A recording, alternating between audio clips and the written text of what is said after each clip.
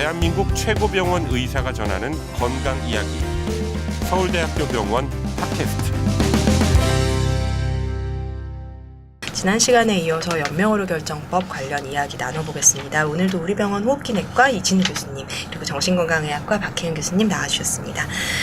지난 시간에 연명의료 결정법에 대해서 조금 나눠봤었는데요. 이제 지난번에 두 분 교수님께서 설명해주신 바에 따르면 이제 연명의료 결정법은 환자가 자기의 어떤 마지막을 잘 결정할 수 있도록 돕는 법. 그래서 이제 연명의료를 불필요하게 계속 지속하거나 하는 것들을 좀 줄이고자 만들어진 법이다. 이렇게 말씀 주시면서 연명의료 계획서와 사전 연명의료 의향서에 대해서 좀 소개를 해주셨었어요. 근데 이번 시간에는 이제 이 법에 따라서 실제로 연명의료를 실시하지 않거나, 즉 이제 유보하거나 또는 중단하는 과정을 좀 알아보려고 합니다.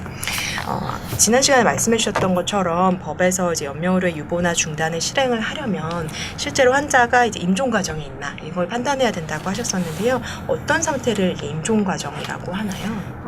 임종 과정이란 말 그대로 죽음을 앞둔 상황을 의미하는 거고요. 네. 필요한 조치를 하고 있음에도 불구하고 네. 호전될 가능성이 없고 계속 악화되어 사망에 임박한 상태를 네.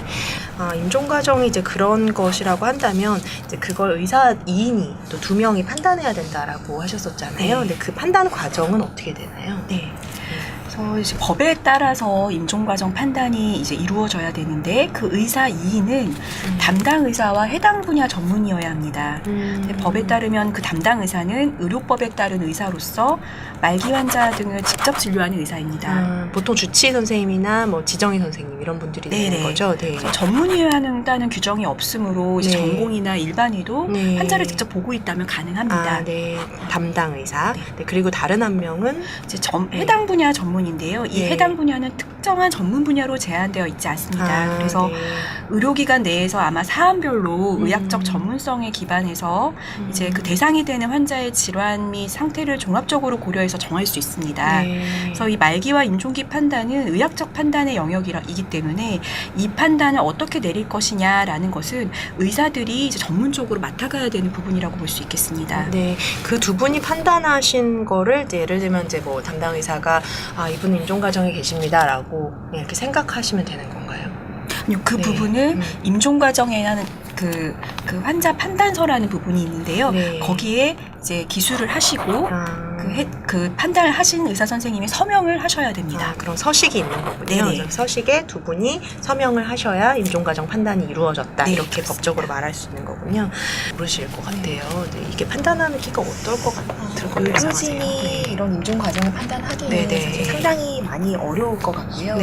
특히나 이제 임종이 임박한 상태라는 게 임종의 뭐 일주일 전일 수도 있고 임종의 뭐 몇 시간 전일 수도 있는 거기 때문에 사실은 판단하는 거는 매우 어렵고 특히나 2인이 이에 동의하는 것도 제가 봤을 때는 쉽지 않을 것 같거든요. 그래서 임종 문제는 의사가 임종 시점을 정확하게 예측하는 게 어렵고 거의 불가능하고요. 그렇기 때문에 의사가 봤을 때 정말 임종기다라고 판단했을 때에는 이미 연명의료에 대한 충분한 고민과 논의를 하기에는 시간적인 여유가 없을 것 같습니다. 그래서 이 부분이 조금 많은 의사들끼리도 논의가 필요한 부분이라고 생각을 합니다. 이게 이제 임종 과정에 있는 환자분만 유보나 중단을 실행할 수 있다라고 말씀해 주셨는데, 그러면은 이제 뭐 응급 상황 환자들도 있을 수 있고, 식물인간이라고 저희가 부르는 보통 지속적 식물 상태에 계시는 분들, 또 뇌사 상태인 환자 이런 분도 있을 수 있을 것 같은데, 이런 분들은 법 적용 대상이 아닌 건가요?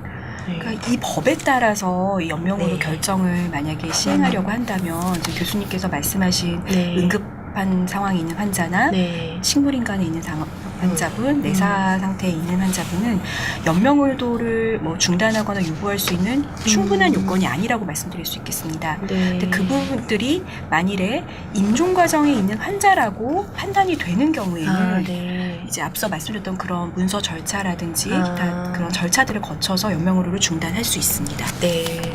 그 이제 임종 과정에 있는 환자다라는 게 의사 두 분께서 판단을 하시고 나면 그 다음에는 이제 이런 연명의료 결정에 대한 환자의 원래 생각 이걸 확인을 해야 되는데요. 그러려면은 사실 환자가 자기의 지금 상태나 뭐 이런 예후나 이런 거 정확하게 아셔야 되는데 현실적으로는 환자분들이 많이 아시는 편인가요? 그러니까 법의 취지가 말씀하신 것처럼 임종 과정에 있는 환자가 자기 결정을 하는 거에 있어서 존중을 해야 되는 건데 사실 아직까지는 병원에서 봤을 때 환자보다 가족에게 먼저 설명해 주기를 요구하는 경우가 많고요. 나쁜 소식은 환자에게 알리지 말아달라 이렇게 요청받는 경우도 많습니다. 상당히 많습니다. 그래서 이러한 예민한 사항을 이제 환자에게 충분히 설명하고 상담하기에는 또 저희가 주어진 진료 시간이 너무 짧거든요. 그래서 그게 사실 문제라고 생각을 하고요. 그렇기 때문에 현실적으로는 아직까지는 제대로 대한 설명이 충족되고 있지 못한 것 같습니다. 사실 알려드리는 거는 굉장히 중요한 일이기는 한데 그 굉장히 충격적인 소식이잖아요. 근데 그거를 짧은 저희 이제 보통 진료 시간 3분, 5분 길게 해도 5분인데 그 안에서 이제 임종 과정에 곧 접어드실 것 같습니다. 이런 얘기를 한다는 거는 사실상 옳지 않은 게 아닌가 이런 생각도 좀 드는 상황인 것 같습니다. 이제 연명으로 관련해서 환자의 이런 생각들을 확인하는 방법이 지난 시간에 말씀드린 연명으로 계획서랑 사전 연명으로 의향서 이렇게 두 가지를 말씀해 주셨었는데 그러면 평소에 환자가 이제 나는 그런 거 절대로 안 할 거야 뭐 이런 얘기를 하셨었어도 이 서식을 작성 안 하셨으면 이제 그냥 받게 되시는 건가요? 아니, 그렇지 않습니다. 이제 연명으로에 관한 의사는 그러니까 법적으로 정한 앞서 말씀드린 그 두 가지 문서 이외에도 환자분께서 가족에게 뭐 말씀을 하시거나 아니면 일기나 유언장으로 작성을 해놓으셨거나 아니면 녹취나 동영상 등 다양한 방법으로 해놓으셨을 가능성이 있습니다. 이때 이제 해당 환자의 환자 가족 중 2명 이상이 평소에 우리 환자분께서는 이제 연명으로에 관하여서 의사로 보기에 충분한 기간 동안 일관돼서 어떤 의사를 표시하셨다라고 진술을 하고 이것을 담당 의사랑 해당 분야 전문의가 확인을 할 경우에는 환자의 의사로 존중이 될 수 있습니다. 이것이 이제 연명으로 결정법에서 또 다른 한 가지 방법으로 연명으로 결정을 시행할 수 있는 방법입니다. 근데 단 여기서 환자 가족은 모든 가족이 다 해당이 되는 게 아니라 배우자, 직계 비속, 직계 존속 혹은 여기에 해당되는 사람이 모두 없으실 경우에는 형제 자매가 포함되게 되어 있습니다. 그러면 친한 친구한테 그런 이야기들을 많이 했다. 제일 마음을 나누는 친구한테 얘기를 했어도 그 친구가 증언하는 것은 이거에 해당되지 않는 거죠? 네, 그렇습니다. 네, 그렇다면 사실은 이제 사전연명으로 의향서를 이런 의사가 있으시다면 꼭 작성을 해놓으시는 게 좋겠네요. 그렇죠? 가장 이제 여러 가지 논란을 줄일 수 있을 경우 방법으로는 그것이 가장 좋고요. 그다음에 좀 어렵더라 하더라도 환자분께서 이제 좀 어떤 좀 힘든 질환으로 치료를 받고 있다면 가족끼리 조금 그런 얘기들을 한 번 정도는 좀 나눠볼 수 있는 기회를 만드는 것도 좋을 것 같습니다. 그리고 또 이제 환자가 이런 걸 작성할 수 없는 어떤 원천적으로 그런 상태에 계신 분들도 계시잖아요. 그래서 그런 기회가 없으신 상태에서 이미 의사 표현을 하실 수 없는 상태가 되신 환자분들 이런 분들 같은 경우에는 어떻게 연명으로 유보나 중단을 할 수 있나요? 이것이 이제 연명으로 결정을 할 수 있는 이제 마지막 방법인데요. 환자 가족 전원의 합의에 의한 결정입니다. 이 전제 조건은 이제 환자가 의사를 표현할 수 없는 의학적 상태이고 또 앞서 말씀드렸던 그러한 방법으로 환자의 의사를 확인하거나 추정할 수도 없는 경우에 한해서 이제 시행이 되게 됩니다. 그래서 환자 가족 전원의 합의로서 이제 이분에게 연명으로 그 결정을 어떻게 해야겠다라고 의사 표시를 하고 담당 의사와 해당 분야 전문의 1인이 확인하면 가능합니다. 그 가족 전원의 합의가 필요하다 이렇게 말씀 주셨는데요. 아까 말씀해 주신 배우자, 직계 존속, 직계 비속 이렇게 다 포함이 되는 거죠? 네, 그러면은 사실은 뭐 해외에 계신 경우도 있을 수 있을 것 같고요. 갑작스럽게 뭐 병상에 계신 경우도 있을 것 같은데 어떻게 합의를 이룰 수 있나요? 그래서 사실 법에서 그러니까 그 실제 실행을 할 경우에는 환자 가족이 모두 모여서 전원 합의를 하기 어려운 여러 가지 요건들이 있는데 법에서 이제 다 그 제외될 수 있다라고 그 규정을 한 것은 3가지 경우입니다. 그래서 경찰관서에 행방불명 사실이 신고된 날로부터 3년 이상이 경과됐거나 실종 선고를 받았거나 혹은 의식불명 또는 이에 준하는 사유로 자신의 의사를 표명할 수 없는 의학적 상태에 있다고 또 전문의 1인의 진단을 받은 사람입니다. 그래서 사실 또 이런 그 합의 대상이 되는 가족관자의 법인에서 이분을 제외하고 싶다라고 할 경우에는 이걸 증명할 수 있는 서류를 담당 의사에게 또 제출을 해야 하기 때문에 굉장히 좀 어려운 과정이 될 것으로 예상이 됩니다. 갑작스럽게 하기에는 거의 불가능하다고 봐야겠네요. 네, 환자 전원 가족의 그 합의는 잘 준비된 가족 혹은 정말 근처에 다 모여 사는 그런 가족이 아니고서는 좀 쉽게 하기는 좀 어려운 방법으로 생각이 듭니다. 혹시 이제 아까 말씀해주신 그런 사례들 말고요, 그러니까 해외에 거주하시거나 이럴 때 오시기는 어렵고 이게 의사는 밝히고 싶으신 경우에 녹음을 해서 보내신다던가 이런 거는 가능한가요?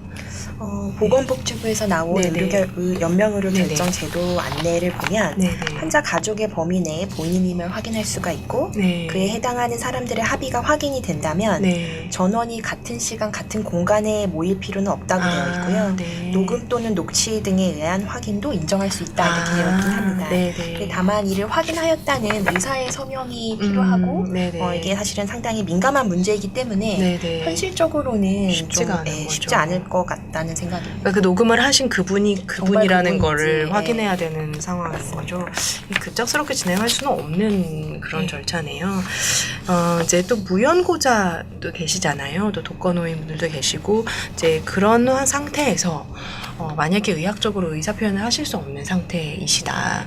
그러면 어떻게 되는 건가요? 그래서 이 법에 따르면 이렇게 환자 가족이 없는 경우라면 사전 연명 의료 의향서나 연명의료 계획서 작성을 통해서 환자 본인이 스스로 의사표시를 한 경우에만 연명의료를 중단 또는 유보할 수 있도록 되어 있습니다. 그래서 지금 이 부분이 사실 이 법에서 빠져있는 굉장히 중요한 부분으로 지적이 되고 있는데 어쨌든 이 지금 현재 법에 따르면 환자 가족이 없는 환자가 의사표현을 할 수 없는 상태라면 연명의료 유보하거나 중단하기가 어렵습니다. 안타까운 상황이네요. 이제 환자가 그러면 원하는 경우에는 이제 모든 의료기관, 종합병원이든 준종합병원이든 상급종합병원이든 모든 의료기관에서 이런 연명의료 유보나 중단을 할 수 있는 건가요? 그렇지 않습니다.